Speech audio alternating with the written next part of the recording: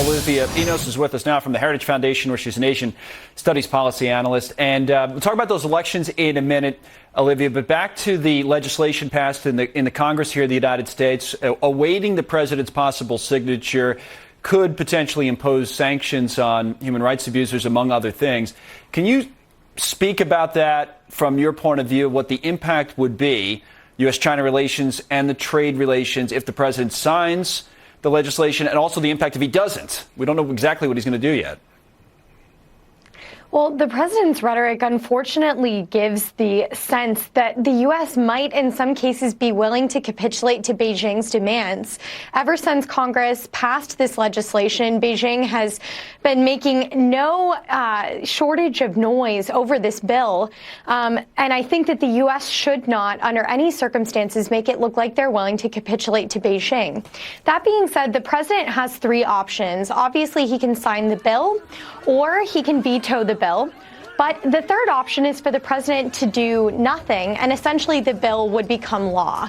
This may be the option that he leans toward, but either way, the American people and the American government need to stand with those who are in favor of peaceful protesting, not violence, as we have seen undertaken in particular by the Hong Kong security forces. And even if you were to veto the bill, there may be a veto-proof majority in the Congress to override that veto, but that doesn't necessarily take away the political impacts to your point. So we'll watch, over maybe tonight or tomorrow. We'll see what the president, or when he makes his decision on that. But those elections that Jonathan mentioned, these local elections on Sunday in Hong Kong, what should we expect there? Some seeing this as kind of a referendum on the protest movement, I suppose. What do you expect?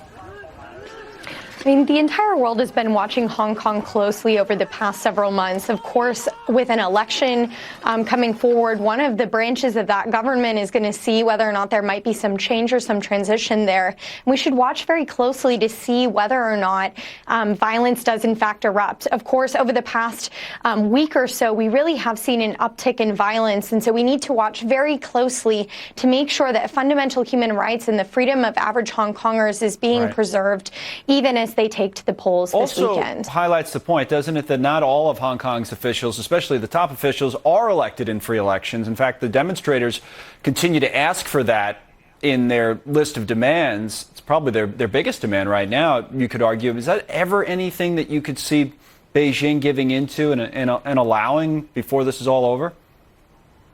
I think that's the huge million-dollar question, whether or not Beijing would relent on universal suffrage. That would be, in fact, a fundamental transformation of Hong Kong's political system, and I think it remains to be seen whether Hong Kong will transition from its current sort of intermediary stage to some sort of full-fledged democracy. I think we'll have to wait and see. And we will watch Hong Kong, as it seems we do every weekend, once again this weekend. Olivia, thanks. Thanks for coming on.